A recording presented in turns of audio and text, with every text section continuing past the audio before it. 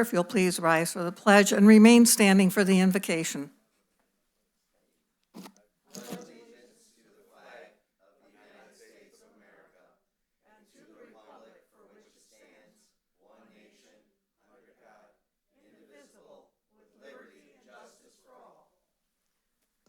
Pastor Nelson.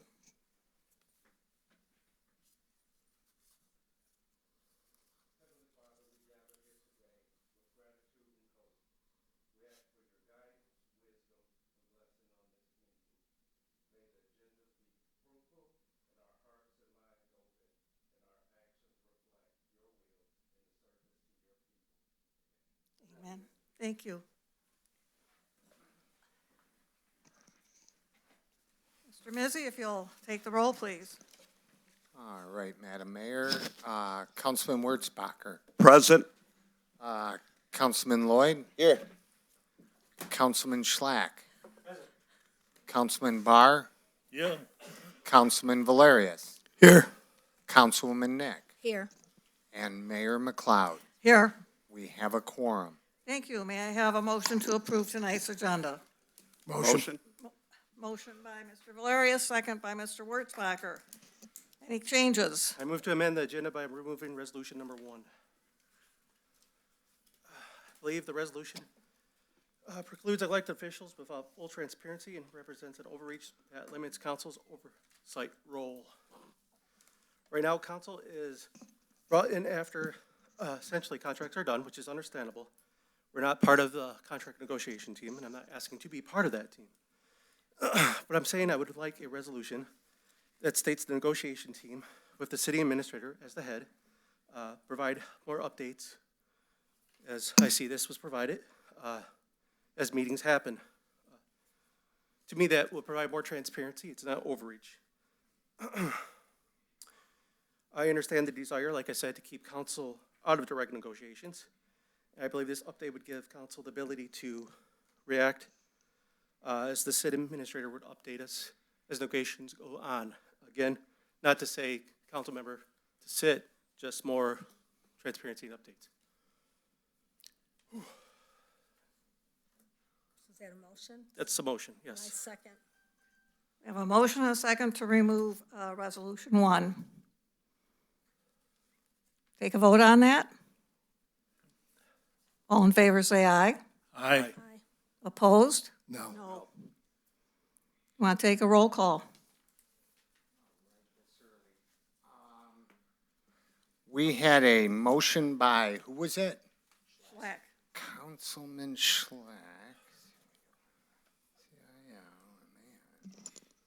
And it was supported by Councilwoman Nick.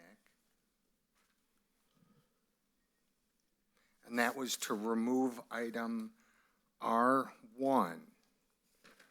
All right, I have a motion by Councilman Slack, supported by Councilwoman Nick. Shall item R1 be removed? Councilman Barr. Yes.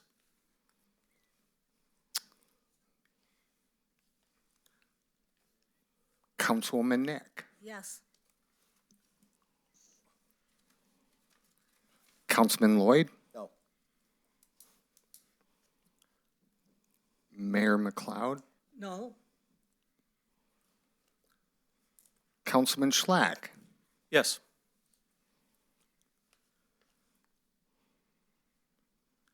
Councilman Valerius. No.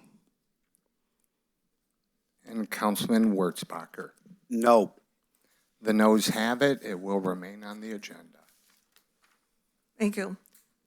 Getting back to the agenda, we have a vote to approve. All in favor, say aye. Aye. Opposed? No. No. 2 noes. So noted, So Mayor. noted. Thank you. We have a motion to approve the minutes from the regular meeting of April 14th. Motion. Motion by Mr. Lloyd, Second. second by Mr. Wurzbacher. Any corrections? Hearing none, all in favor, say aye. Aye. Opposed? Motion is carried. We'll get to organizational business. Mr. Estheimer will not be here. He did ask me to read a statement. I'm going to let him fill you in when he gets back, but basically he wanted everyone to know that he and Deputy Treasurer Kristen Zotter are attending the Michigan Municipal Treasurers Association Basic Institute this week, and which is a 3-year certification program. This is Kristen's first year, and this is Mr. Estheimer's final year in the program. And I will let him fill you in when he returns. We will now move to the City Administrator's report. Good evening. Mark Kibbe, CDBG Manager and Administrator for Allen Park, was able to secure the city $20,000 for senior services, $360,000 for Brand Park improvements, and $395,000 for the Champaign Park Fitness Station for a total of $775,000. Lieutenant Fatilia is attending the Michigan Association of Chiefs of Police executive training from May 4th through May 8th, and Sergeant Franco will attend from May 11th through the 14th. The Parks and Recreation Dance Program will be having their dance recital at the Allen Park High School's Performing Arts Center on May 18th and May 19th. The Farmers Market begins May 1st and runs through October. Due to historically low attendance, the Farmers Market will not take place the Friday before Memorial Day, 4th of July, or Labor Day. The Farmers Market will continue to take place in the lot at Park and Philomene at this time. Through the Neighborhood Forest Program, the Allen Park Library gave 200 registered kids a small Quakin aspen tree to plant in honor of Earth Day. The Allen Park Library's new seed library started last week and is getting a lot of attention. City road construction will begin in the middle of May. Shred Day and Styrofoam collection has been rescheduled for Saturday, June 6th. Thank you. Thank you. I have a motion to accept and file the Administrator's report. Motion. Second. Motion by Mr. Valeria, second by Mr. Barr. Any comments or questions? Hearing none, all in favor say aye. Aye. Opposed? Motion is carried. We now come to public comments. You are limited to 5 minutes. All we ask is that you give your name and the street on which you live. Please do not give your entire address. And the only other thing we ask is you keep your comments civil.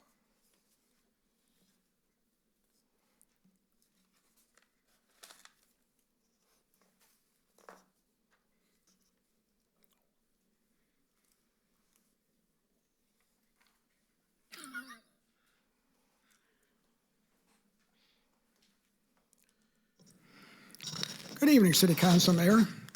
Rima Gusson-Quant.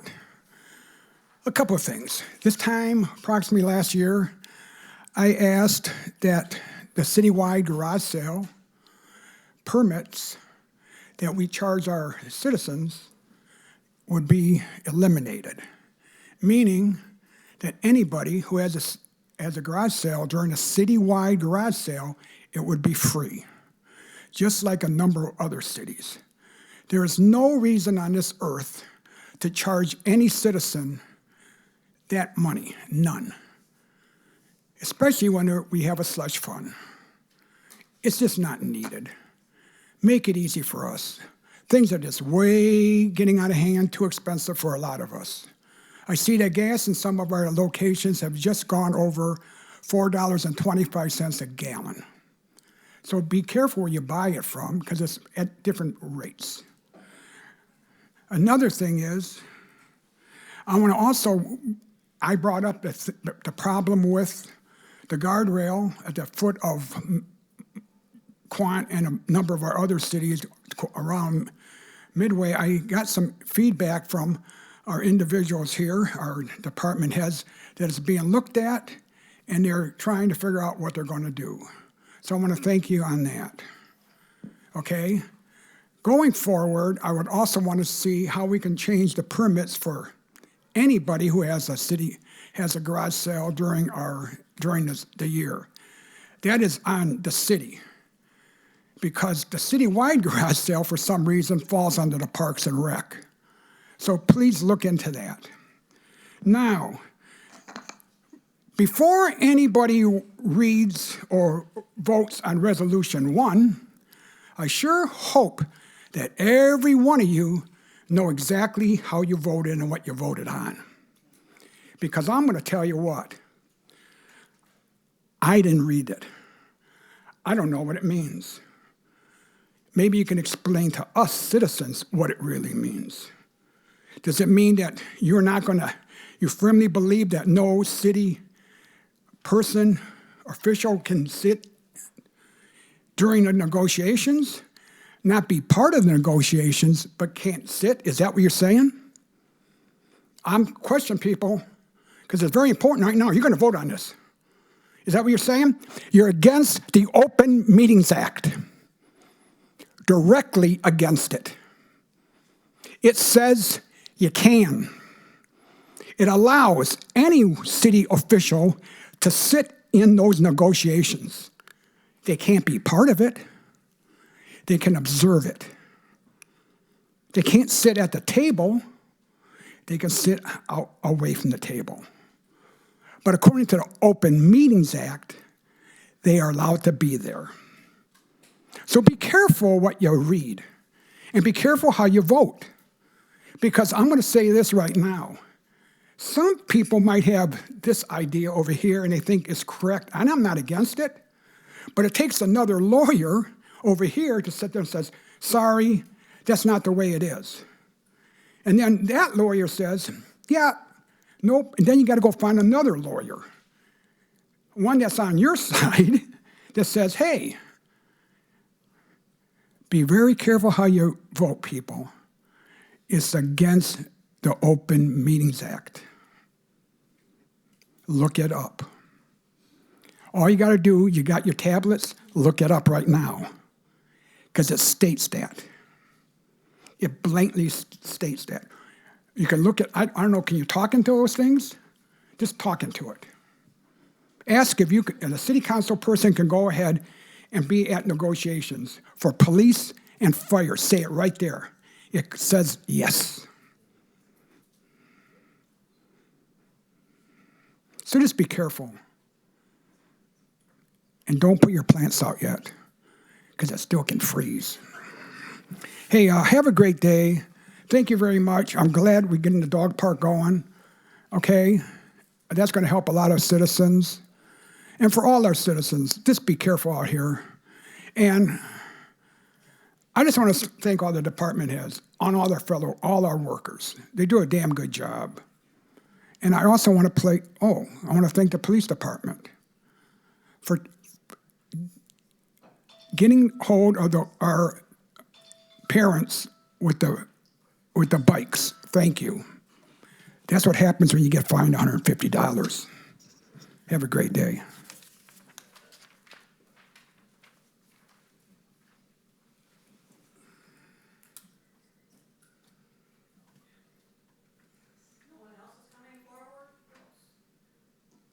No one else is coming forward. We'll close the public comment section and move on to the consent agenda, which tonight consists of claims and accounts in the payroll report and a parade permit for the Downriver Runners on Saturday, August 8th, 7 a.m. with the fee waived for their annual run at the street fair. May I have a motion, please? Motion. Motion by Mr. Barr. Second. Second by Mr. Lloyd. All in favor, say aye. Aye. Opposed? Motion is carried. Through the chair real quick, Mayor. So sorry, I just, the same as last week, I have to leave again to coach my 3-year-old's soccer game at 7. This is the last one. It only goes till May. So this is, after this I'm done. So for my seniors in the room, for Mr. Matozo's class, you can give your agendas to Mr. Valerius. Thank you so much. Thank you. Resolution 1 is to conduct labor negotiations in accordance with the best practice recommendations detailed in the MML, which is the Michigan Municipal League Handbook, for municipal officials and the recommendation of Labor Counsel to preclude any elected official from attending any collective bargaining meetings between the city bargaining team and a union bargaining team, either as an observer or as a member of the city's bargaining team. Motion, please. Motion, Mayor. Motion by Mr. Lloyd. Second by Mr. Wurtzbacher. I will read the cover memo, and included in the packet was the excerpt from the Michigan Municipal League, along with other information.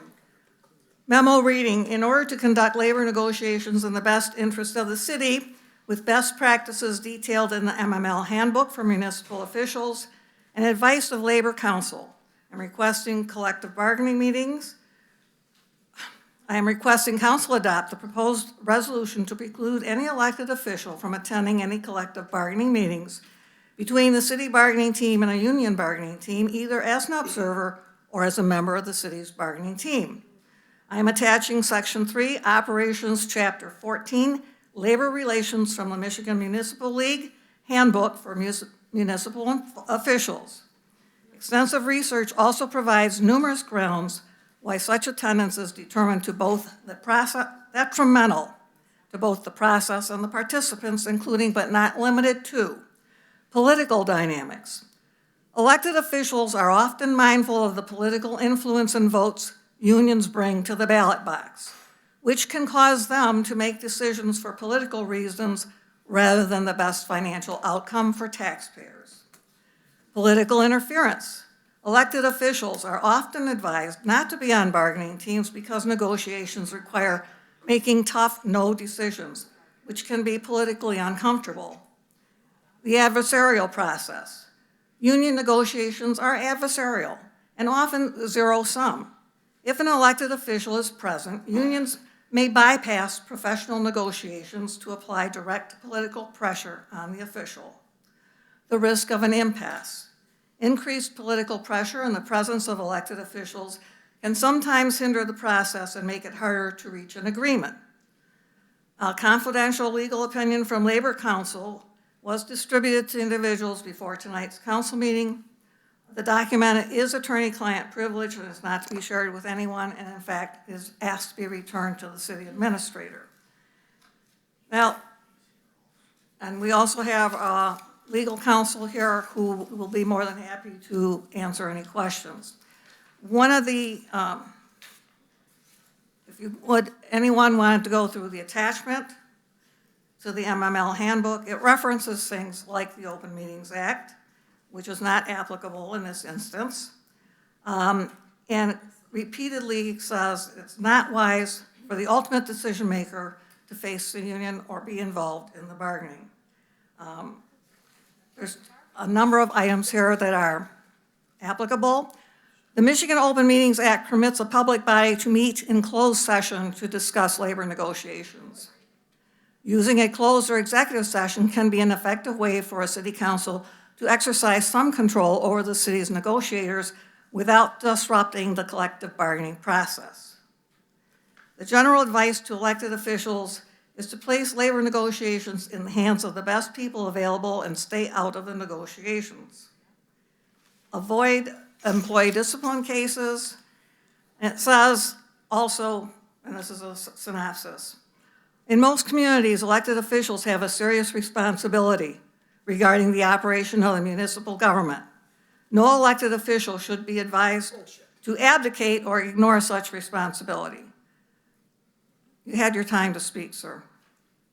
Ironically, the collective bargaining process works best when there is no direct involvement by elected officials. Issues are complex enough without adding a political dimension.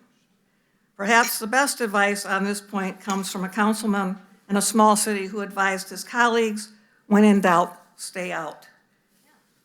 There is no reason why council individuals are not being made aware of issues when they need to be.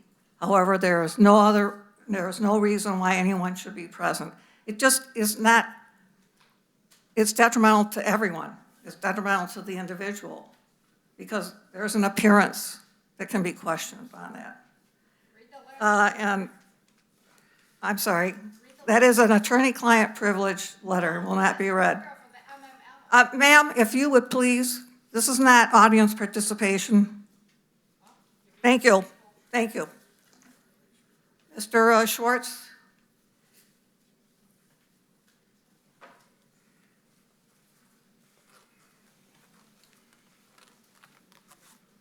Good evening, Steve. Micah?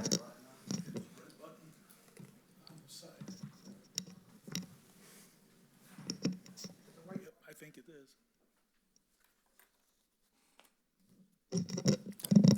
Okay. Good evening, Steve Schwartz. Been your labor attorney, post-emergency manager, which hopefully none of us ever go through that again.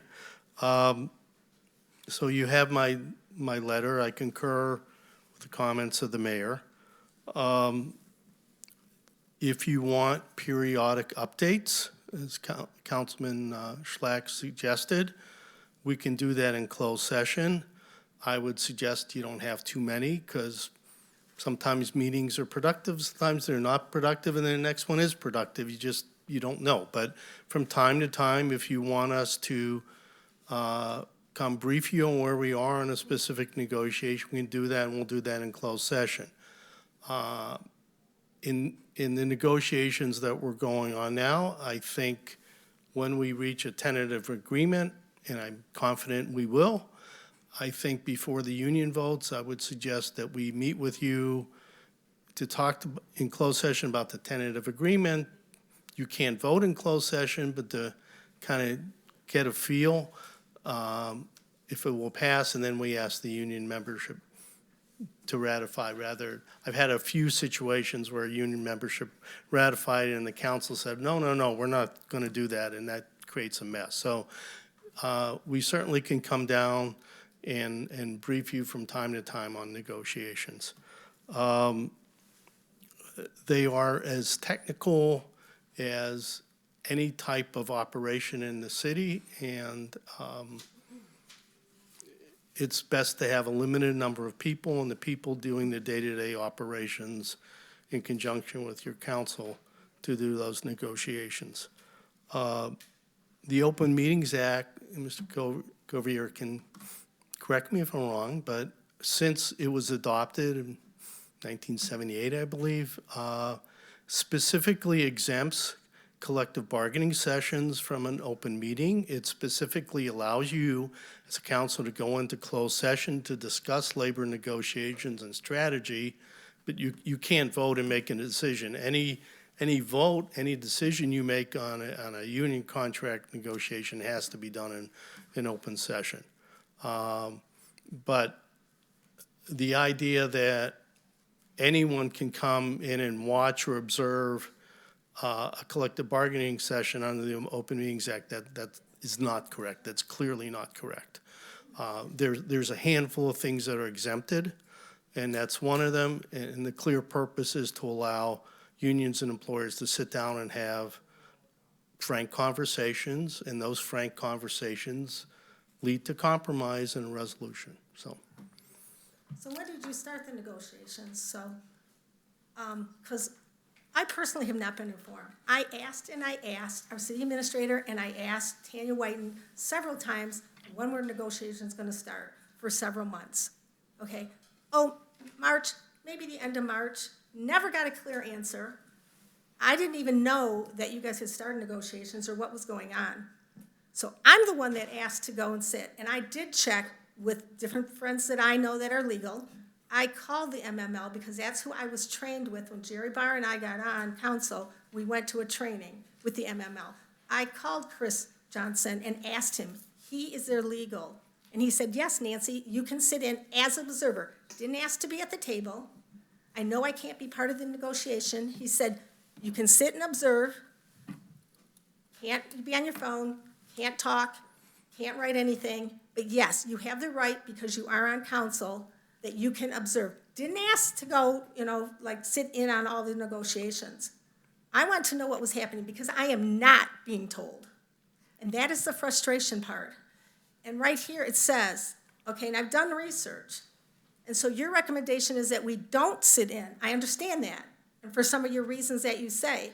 But it says, yes, city council members in Michigan can sit in on negotiations, collective bargaining for the police and fire unions, but according to best practices and labor relations experts, they usually should not be directly at the bargaining table. So that is where I got my information, okay?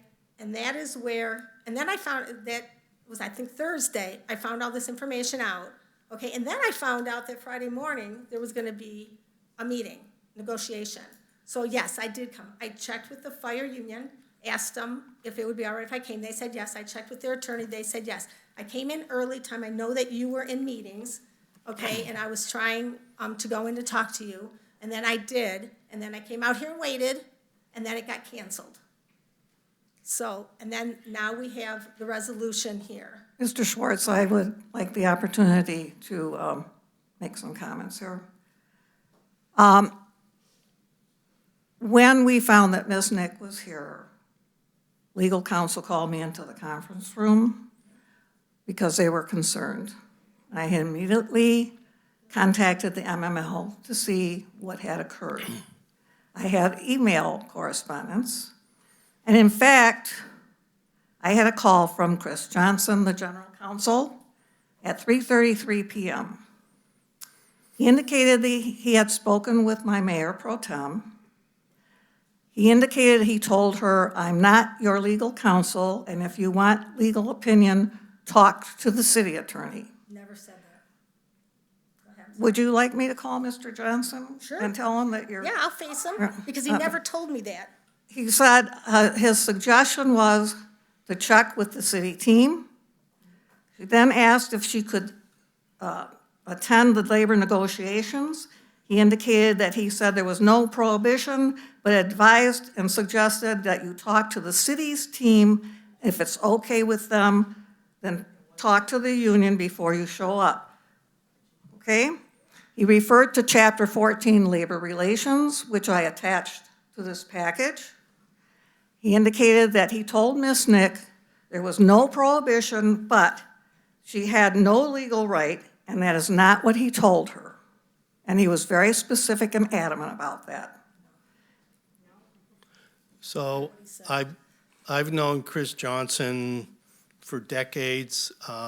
He was mayor in Northville for 30 years, and I was Labor Counsel in Northville for most of those 30 years, plus time after he left. He's a very fine lawyer.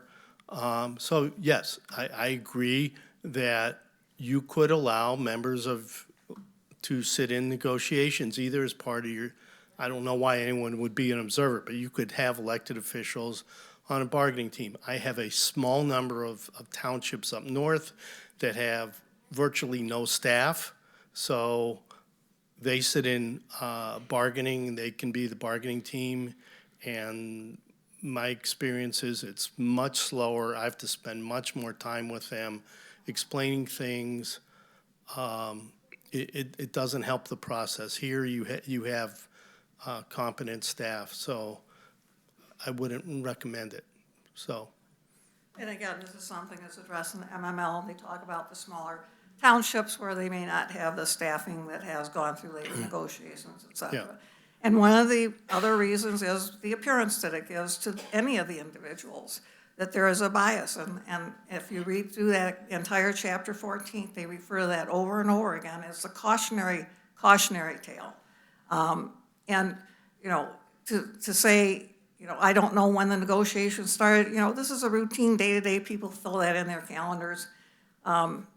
I'm not sure that that's a critical issue, but all I can tell you is that after my various emails with the individual that I made contact with at the MML, Mr. Johnson called me.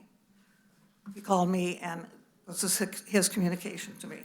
So, in checking with. Communication is not correct, because that is not a conversation at all that he said. Through the chair, if I could, I think that we might be, we're talking past the solution here a little bit, and I think it's something that Councilman Schlack brought up in his amendment, and again, it was kind of, I don't know if we necessarily want, as our attorney suggested, do it at regular intervals, but we've done this before where we've met in closed session during the bargaining process, when we've all sat in on those meetings. It seems like a good solution to kind of get everybody what we would like to have is that we can meet into our closed session. We can discuss where we're at in the labor negotiations. We can ask all those questions within the confines of being able to, you know, speak freely without being able to, like, give away our hands, so it were, like, you know, and not to make the crude comparison to poker. But that seems to be the recommendation of the MML as a way that elected officials can exert some level of control over that process. I mean, I know that we've done it before, Sorry, it's easier to say Steve than your last name. Yeah. I'm so sorry. Okay. Steve. Just don't call me late for dinner. So, I mean, that seems like that is a logical middle ground. So how long has negotiations been going on? Well, Well, I'm sorry. No, it is It is, pertinent. I'm not Yeah, asking I what want to happened know. I in want the to know the question. novation. I want to know the answer to the question as well. That's what I was going to say. I want to know, when did it start and how long has it been going on? I don't want to know what you said, I know I can't know, but I want to know when it started and how long it's been going on. So my understanding, there's been about 4 meetings. Tom, you can tell me when it started. We took, so if it started in March and this contract expires in June, that's my experience. If you go any earlier than that, you're just, March you don't, anywhere, I'm not talking about specifically Allen Park, but you start earlier than that, you just don't get anywhere, and then you have a meeting, a month, 6 weeks, 2 months apart. So we needed time as a staff to figure out financially where we're, all the operations. My colleague is doing them rather than me directly, although he talks to me probably more than anyone other than my wife, and some weeks more than my wife and I talk. So we needed time for that transition. So there's nothing unusual about the timing, how long it takes. Things are I'm not going to get into specifics. I'm being very careful how things are moving along, and I'm confident we're going to get there. And I can tell you many, many times, I've said to clients when we settle, I've been doing this for over 45 years, and I don't know why something settles and an issue that we've been talking about for months gets resolved, but there's one day you walk in, the sun, the moon, and the stars line up, and you settle, and why that couldn't happen months before? Because somebody's mood changes and attitude changes, and parties are willing to compromise, and so we'll get there. So there's nothing unusual about the amount of time it's taking or the process, and we'll get there. But I think maybe before your next regular meeting, we'll come down with my colleague and. So far, we've started March 19th, and we've had total of 3. The 4th got canceled. Well, the 4th got canceled, the 5th got canceled. 4th got canceled by the fire department, 5th got canceled by us. They were sick, and they asked to move it, or to cancel it. So, and we're moving along. That's, as you said. Yep. We're not that far along to really give too much yet, but we can. Unless we wait till after one more, we might have more to offer. Through the chair, I do have a couple comments. I have sat in, not in prior life. One was a national negotiation, Okay. okay? I was allowed to basically sit in with my hands under my seat, okay? That one was presented by the union executive vice president, okay? The other one was a national, on a governmental. I was not a member of the union, but even there, it was on the local level. The national contract was already being decided, but it was the local level. Same thing. So, and I was told even then, yes, certain individuals can be, you have to be asked to come. And again, you basically, like Ms. Nick said, no cell phone, even though that one there was very few cell phones. No note-taking. You don't talk. You just observe. I don't see the difference here. Because that was also a federal government contract. Through the chair, if I could explain a little bit my resolution or my proposal to remove and then replace. In no shape and form was I specifying to allow counsel, not allow counsel, the back and forth. It was simply, as Mr. Lloyd alluded to, talking about how we meet periodically, as we have. I'm not saying we haven't. My suggestion was that maybe we meet more often, and I would suggest that we are notified when the negotiations are going on. I think that is a topic, a sour topic that right now. We are just filled in right now when those dates started.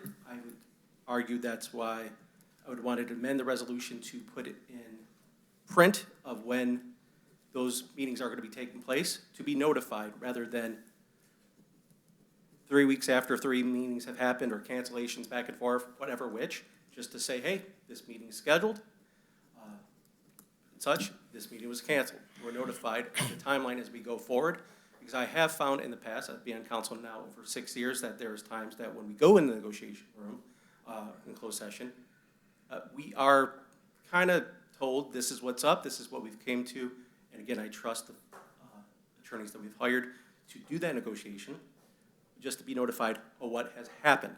And I think that's what I was speaking directly towards. I wasn't speaking towards that, hey, council members want to be part of that negotiation process. I wasn't saying anything of that. I kept it in the hands of the administrator because I do believe that this is an administrative task and this administrative team that chooses to be on that negotiating board. I do firmly believe that, but that's what I was arguing in favor for. That's what I believe Mr. Lloyd spoke up in favor of that as well. And that's what simply I would argue for. I still feel that is a good resolution to this issue. And that's essentially what I wanted to specify because I read it really quickly as I ran as fast as I could to get into chamber. So I apologize for that. So, can I ask a question? So just scenario. So say a council member attends one of these meetings, and again, they're just as an observer. Can they go out after the meeting and just share all that information with anyone they want to? No. Okay.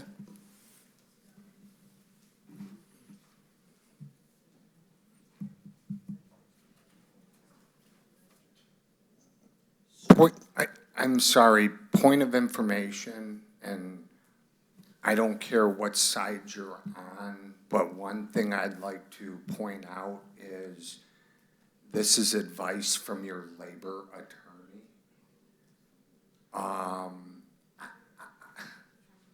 I don't think the severity is sunken into your heads. You can all act like you know or you've sat or this or that. That one right there has a Juris Doctorate. I don't. If you don't trust him, you actually have a second attorney. So I don't care which side any of you are on. You have to listen to them for liability. That's please. On behalf of the citizens, I have to say that. So do you think it would be reasonable to have your colleague down for our next council meeting? Sure. Meet in closed session? Yeah. That would be great. Yeah, we'll set that up. Awesome. The two of us will come down. You'll get charged for one of us, so. 2 for 1. I've heard enough jokes about how many lawyers it takes to turn on, change a light bulb. So that's my practice. If two of us are in the room, we're charging you for one, okay? I just want to make it clear that because I found out negotiations were starting to go on, I wasn't told, I wanted to know for myself, because I've been on now, 3 years or so? There's a lot of things I haven't been told through those years. And because for the residents, I wanted to know what was going on. I wanted to see for myself, because trust has been broken. And I'm not sure I really trust some people. So I wanted to see what was going on. I would just want to come into one, see what was happening. It wasn't like I was asking to be in all of them, but I never even got that opportunity. You are suggesting, as the attorney, that we don't go in. What I'm asking is, what is the law? What does the law say? And what I have found out is that we do have the right to go in and sit and observe. So that's where I'm getting a little confused. I understand Okay. what you're saying. So it fundamentally becomes a policy decision of what the 7 of you collectively want to do, what the majority of you, the 7 of you want to do, just like what policy, do you want to have garage sale and charge $10 or whatever, have it free? That's a policy decision, so you vote by that. So you could legally, we're not going to open up negotiations to anyone from the public. The council could say either a council person can attend but not speak and can't disclose anything, or the council, or be part of the city bargaining team, or the council could say, no, we're not going to have an elected official attend, either as a member of the bargaining team, or as an observer. We're not going to have that. That's a policy decision. I will say that most unions only have their bargaining team at the table. They don't have other employees that are in the bargaining unit attend because they want to see what's going on. And most unions don't go back to the membership until they have a deal. There are some unions that will have periodic meetings and update, but the majority don't, okay? Because things are fluid. And so a proposal in March may change in May. And in order to get one side and another side to get to here, things have to change. So that's why we need very candid, frank discussions. I do work with the union where I work. We are working on because we have contract negotiations coming up. So I am familiar with a little bit of what you're saying. So the bottom line, this is a policy choice of the council, and if you have high school seniors, they could write a paper on that.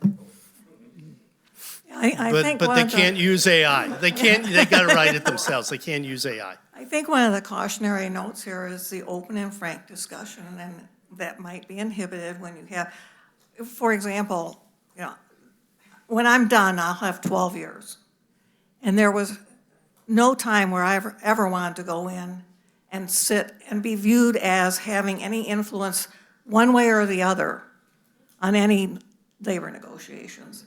It also brings to mind something that came up at a planning commission one time, which kind of raised an ethics question, where a council member went and sat in and actually advocated for someone who was before the planning commission. You have to keep that separation between the individuals who are up here, who are ultimately going to vote, and the day-to-day operations of what's going on during those negotiations. And that's, from my viewpoint, I need to be distanced. And periodically, we can be updated on what's progressing and what's been thrown out and what's being negotiated. But I would feel very uncomfortable going in, even as an observer. I'm a very curious person. It might be very appealing to go in and sit there. But I would not want to ever be viewed as being there trying to influence one or the other, or also impacting the ability of negotiators on either side to say, look at each other and be very frank and say, that's bullshit and we're not going to do that.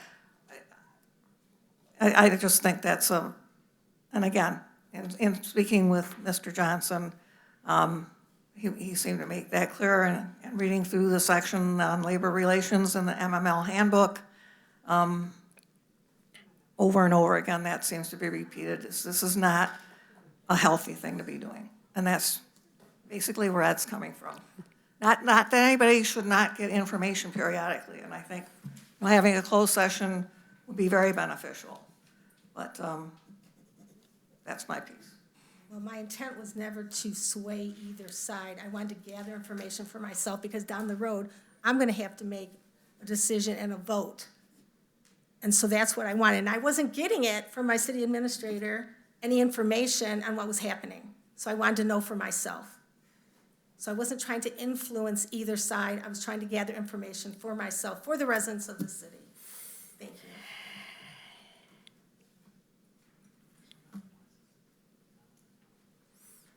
Any other comments? Thank you, Mr. Thank you. Schwartz. Thank you. We'll set you up for a closed session at our May meeting. If there's no further discussion, we'll call for a vote on Resolution 1. All in favor, say aye. Aye. Opposed? No. Nay. A roll call. All right, Madam Mayor, I have a resolution by Councilman Lloyd, supported by Councilman Wurzbacher.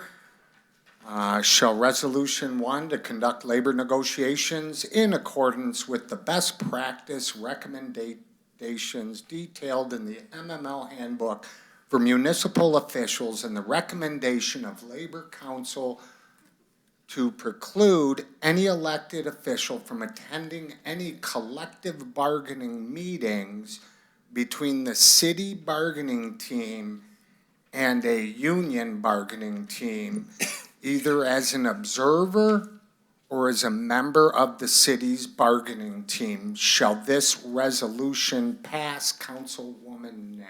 No. Councilman Lloyd? Yes. Mayor McLeod? Yes. Councilman Schlack? No. Councilman Valeris? Yes. Councilman Wurzbacher? Yes. And Councilman Barr? I want to say no. Okay, the yeses have it, the resolution is passed. Thank you. That, Mayor.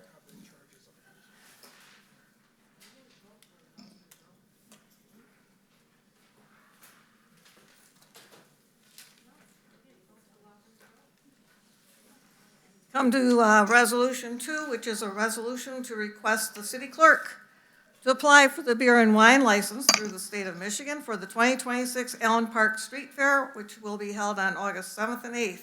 Motion, please. Motion. Motion by Go ahead. You Hey, take Mr. it, Barr. I'll take second. Barr and Valerius? Yeah. We'll go Either way, alphabetically. we're thirsty. Any comments or questions? It's our annual event. All in favor, say aye. Aye. Opposed? Motion is carried. Resolution 3 is to approve the proposed fee schedule and pertinent paperwork, registration form, waiver, etc., to begin the registration process for the soon-to-be Rusty's Dog Park at 24,000 Outer Drive. Motion. Motion. Motion by Mr. Schlack. Second. Second by Mr. Wurzbacher. Comments or questions? I just want to make a comment and thank Angela Lovelock for all the research and all the hard work you did. I mean, I just did some, but you went in depth and you've thought of everything for that dog park. So I just want to say thank you so much. I appreciate you. On this, I just wanted to let the council and mayor know that last night, the Parks and Rec Commission unanimously was in favor of this dog park and this. Thank you. I'll read the, the memo from Ms. Lovelock. The clerk's office has long overseen the management of dog licenses in the city of Allen Park and will also be responsible for the memberships to the new dog park. Together with a committee that consists of city employees and residents, we researched information from surrounding communities and felt the proposed fee schedule is comparable. I ask that mayor and council approve the adoption of the following fee schedule for the dog park. For an Allen Park resident, $35 a year. For a Melvindale resident, $35 per year. For additional dogs, $10 each per year. And for additional replacement access fobs, $15 each. Thank you for your consideration. And any comments or questions? Hearing none, all in favor say aye. Aye.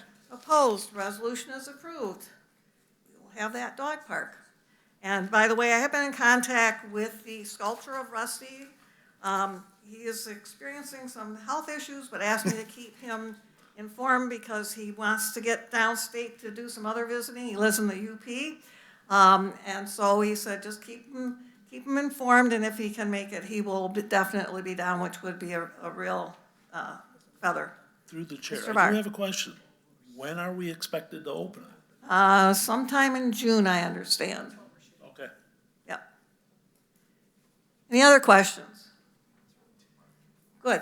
We voted on that. We'll move on to Resolution 4, which is a resolution to approve the amended agreement from the Wayne County Parks to add $12,294 for the repairs and upgrade to Gingham Tot Lot. The original agreement was executed with Resolution 25-1014, 228 IGA WC and AP Gingham Dog Tot Lot.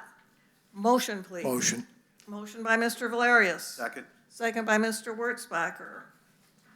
Parks and Recreation.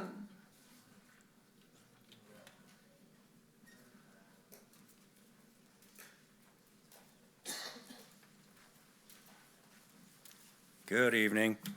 This was a secondary offer from Wayne County through the Parks Millage, which is geared up through the millage we charge to the voters. They've come up with some calculation. Commissioner Baydoun's office contacted us and said we've got an additional $12,294. We have a 2-year shelf life, so it made me start thinking, as we discussed it, I went back to them and said, you already approved one in December. Can we redo the intergovernment agreement, the IGA, and can we combine it so we can actually get $24,000 and some change? They agreed to that. So once you guys agree to this tonight, we'll send it back downtown. They'll take some time to do the IGA agreement, send it back to us. We'll come back in a time frame back to you. Will you accept the IGA agreement? I'm just stating the unfortunate slow facts, but simply speaking, we just want to combine the money so we can upgrade Gingham Dog, which is one of our 3 remaining parks. What will be there just yet? We've asked Game Time, who has already been approved on the first one in December, to upgrade it with a few more dollars. We already have a quote back in for mulch. That park would not be put in with the safety tiles. The footprint is small and it still passes all the fall ratios if we do put the engineered wood fiber, or most people will know it as mulch. So we're just asking for the approval so we can send it back to Wayne County and keep the ball rolling. Any questions? Hearing none, all in favor say aye. Aye. Opposed, resolution is approved. Thank you. Resolution 5. Point of information, Mayor, we are going to add to that resolution, I'm sorry to cut you off, but before you read it out, Okay, that we will officially waive the bid process since there's no economic advantage. I'll let the chief talk about it, but we are going to add that. So the motion maker and the support, they know what's going on. okay. I'll read the resolution then. Tell me where I'm supposed to interject the waive. For a resolution for authorization to enter into an intent to purchase agreement with SOUTHFIELD Corporation for the purchase of a new fully equipped fire engine to be funded through the Michigan Department of Labor and Economic Opportunity Grant in an amount not to exceed $1,301,000 with funds from account 101-336-985-200 capital outlay state grants, with the waiver of the bid process due to Sourcewell. Is that correct? Motion. Motion. Second. Mr. Schlack and Mr. Delarius. Good Chief evening. O'Reilly. Good evening, everyone.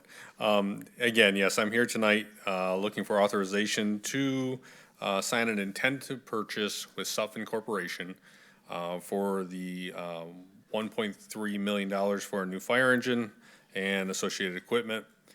This funding was provided through the Michigan Department of Labor and Economic Opportunity Grant that we received. So we have accepted the grant. The state of Michigan has authorized us to use the money with Finance Director John Lobb and myself working together. We contacted the state and asked for permission to use a single source for this purchase. And through Sourcewell, we do not have to go through a bid process per the state of Michigan. They've approved that purchase through that SOUTHFIELD Corporation. What your authorization tonight allows us to do is start moving through the process of purchasing the vehicle. So what will happen is I will contact them tomorrow if you approve this. I'll let them know that we are signing. And then at that point, we start the 6-month wait and process to be able to get down to their factory and do the final build out to get the final price, but it will not be over the 1.3. We have an estimated price right now around 1.2 with equipment. And then working with the finance department, depending on how we finance and pay for this truck until we get the money from the state and move all the monies around, we should be coming in a little bit lower than that because we will have that lump sum from the state. So we'll get a better price. Chief. And then from there, it's approximately a 3 to 3.5 year build. I was just gonna ask. Through the chair, can I mention one thing? Mr. Lobb is not here, but he asked if I could say this in his behalf. We are gonna pay this up front out of our fund balance. We will receive the funding right back from the state right after we make the check, so it's no loss to us. But by doing such, we will save $98,000 on the purchase of this truck that the state has also told us we can use towards outfitting more equipment for the said truck. We think that that is a better avenue for the city to pay it up front and then get more for the money that we're really getting from the state. Hopefully you all feel as well. Question. Yes. Which truck are we gonna get rid of? So this will replace the Engine 51, which is a 2007 Pierce puck pump. So it'll be coming in right around that 2021 year mark once we receive it. NFPA recommends that fire engines are replaced at 20 years and then ladder trucks are replaced at 25 years. And as we all know, a 20-year-old truck is getting close to being an antique in technology and safety and maintenance. Thank you. You're welcome. Is there any resale value for the Yes and no. fur parades? Yes and no. So we will work, once we receive that new truck, we will work with a few of our vendors to see what kind of trade-in that we can get for that and get that money back.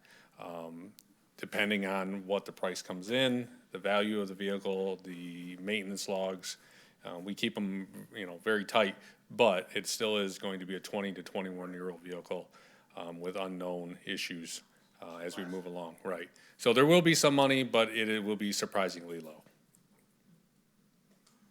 Maybe you can go to work for SpaceX. That is where one of our last engines went. So they had it down there at NASA, and it worked well for them as a pump, but that was about it. Wow. Any other questions? You're welcome. 3 to 3.5 years, huh? Yes. And that's a short period. They can push up to 4.5 to 5 years. What's that? If I'm correct, we had 5 years to use this grant money. We have till 2030. Yeah.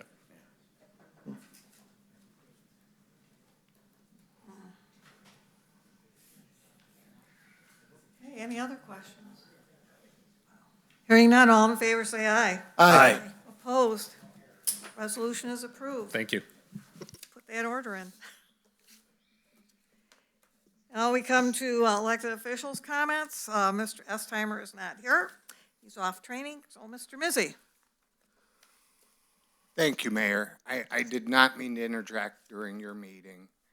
I'm sorry, I am the clerk. However, when something is that obvious, where a lawyer that represents the city, not the mayor, not an individual council person, not the administrator, not the clerk, that person's hired to represent what is legally and ethically and everything best for this negotiations for the city. I shouldn't have gotten involved. I just feel when I hear individuals, and I don't want to get political, say I and me over a dozen times, and then ends with for the citizens, that 12 to 1 doesn't add up. Anyways, number two, as a citizen, I get scared because if you don't remember, we went through an emergency manager here in Allen Park. And one of the worst things that I've seen is that emergency manager and what they were able to do when no citizen had a say-so. It was because of political games. And as a representative of the people and the citizens of Allen Park, not just small groups that they hang out with, I also seen a council person run up here at the last second and tried to railroad something that was on the agenda. Point of order. Mr. Mizzi. This is my time. I have a First Amendment right. There is nothing. I am not attacking you personally. I've never said your name. That's against, get we have order some to your order? meeting, Mayor. Can we have some order, This is please? my time, my First Amendment. I'm sorry, this is a game. If the citizens don't see the goofballs involved, Mr. Mizzi. watch Out of this order. meeting. Out of order. Mr. That is out of order. Mr. Mizzi, please, I'm fine. please. It is my time. The word goofball Please. is not an offensive word. I'm tired of everybody else running this meeting but the mayor. This is the problem. Mr. Mizzi, I have just- a right as a citizen to say my piece, and this is my time as me. You Please be called civil. on me. all I'm asking is that you please be civil. I never Please. named a name, but you obviously see you all reacted perfectly to the political game this is. Thank you. Thank you all for coming Order, out. please. God Can we bless you. please have some order? Good night. Can we please have some order? Please. Mr. Schlack. Well, I just want to say thank you for the city administration staff, the clerk for his comments. We agree, we disagree. That's part of being up here. Government moves like honey. Unfortunately, we know it's not as sweet. Well, as Autism Awareness Month wraps up in April, I definitely wanted to bring that up one more time as I wear this tie to remember that I hope we continue to have a community rooted in acceptance, inclusion, and support for those on the spectrum like my son. I also wanted to, and again, I don't know if this was brought up or not, so if it is, apologized to update my colleagues in the city on a case that impacted our community greatly last year. But a Wayne County jury has reached a verdict and found Michael Lopez guilty of first-degree murder in killing Melvindale Police Corporal Mohammed Saeed. I believe, if we could, a moment of silence for his passing.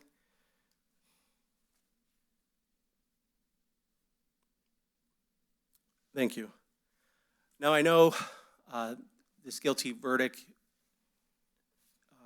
won't undo the loss. We all know that. But I hope his memory, and I hope it will bring some comfort to his family and bring some justice to the community. And finally, before we meet again, will be Cinco de Mayo. So those who celebrate or cherish, I think it's important to remember that for the heritage of the Mexican community. That's vital, especially for me, someone that has come from Southwest Detroit, but also to represent the many Mexican Americans in our community. And with that, I yield. Thank you. Thank you.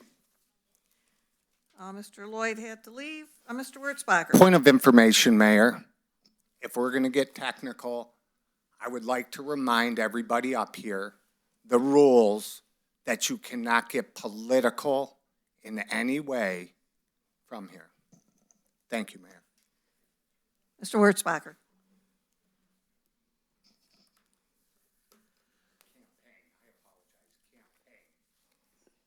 I would like to thank Mark Kibbe for his continued efforts with the grants for the parks and improvements to the senior services programs in our community. I think it's great. I know people in other communities that when it comes to getting grants for such programs, they kind of spin their wheels sometimes, and we seem to always prevail and move ahead.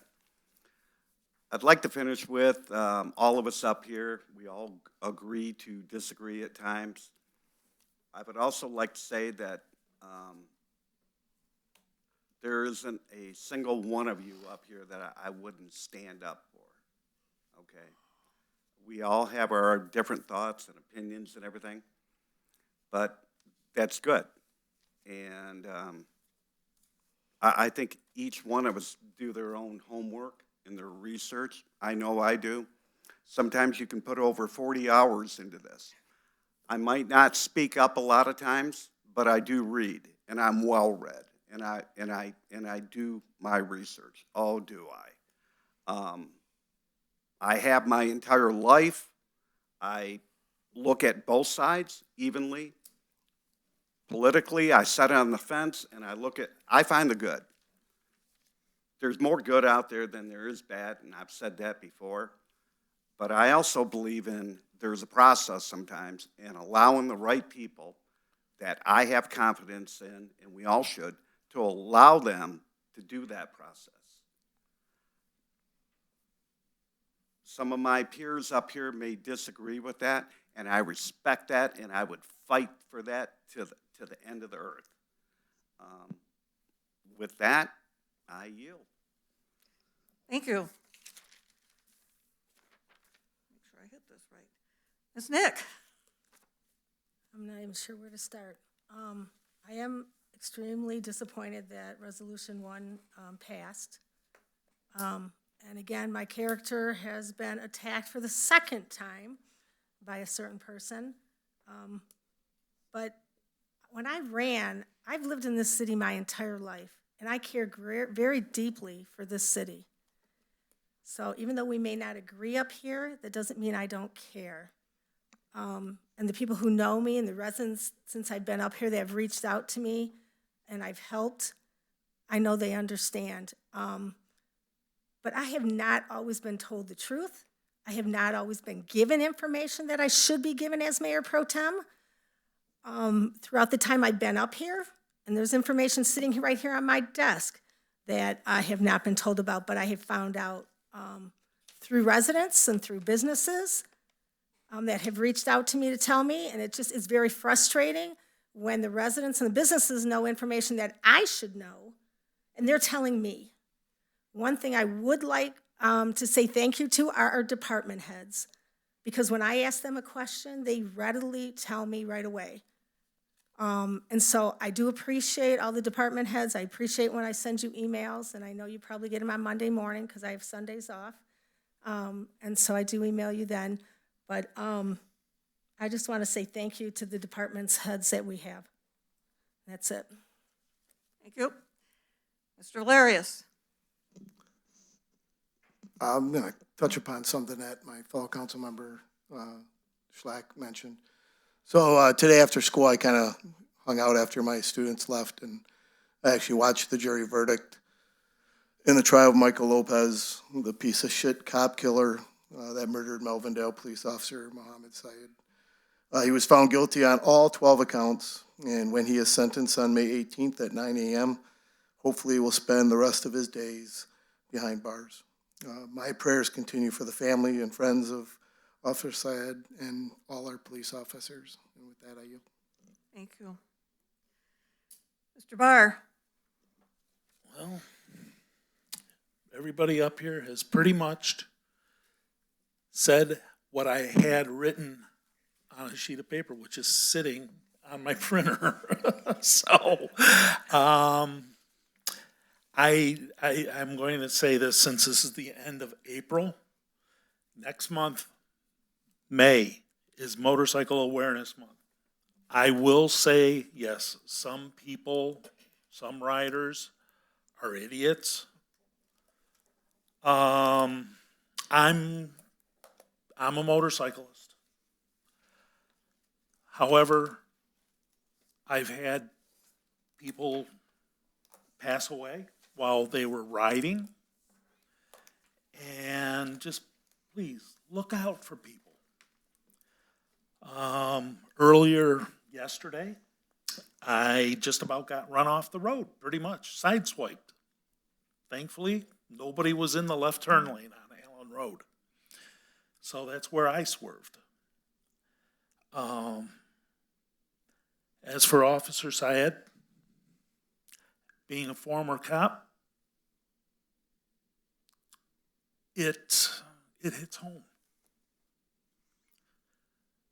I've had too many friends killed in the line of duty. That I yield. Thank you, Gerald. It's funny you bring up the motorcycle awareness, because we sit here and a lot of times we forget the number of people we know who are riders. I've known more than you. We also forget the number of people that we know that have been killed. I have a very good friend from work whose husband was killed several years ago. And some other friends of mine had a very dear friend of theirs killed out here on Southfield. So yes, not only in May, but any other month. Just be aware, it's like construction workers, people filling potholes, doing road work. Yes, please be aware. A lot of times we have a lot of general service announcements, and I'm going to make a few because I've got a whole lot of different lists of things that we should be remembering. There's a lot of months where you have different cancers that are thought about. I will bring up one. I know we're at the end of April, but April, one of the cancers is esophageal. And I bring that up because Councilman Bob Stites died from esophageal cancer. In May, we have Law Day, which is May 1st. I want to remind everyone that we have a study session on Tuesday, May 5th at 6 o'clock, where we will review the 2026-2027 fiscal year budget. There is a National Day of Prayer on May 7th at 1 p.m., which will be held outside of city offices. You are all invited to participate if you are able. Our chaplain corps puts this on and has asked that we invite everybody, and I will be also sending out an email regarding it. Again, 1 o'clock in front of City Hall. May also happens to be Asian Pacific Heritage Month, the Jewish American Heritage Month, and another cancer, melanoma and skin. And having had a relative who was impacted by melanoma, but thank goodness was caught early, cannot stress enough, summer is coming. Please use your sunscreen.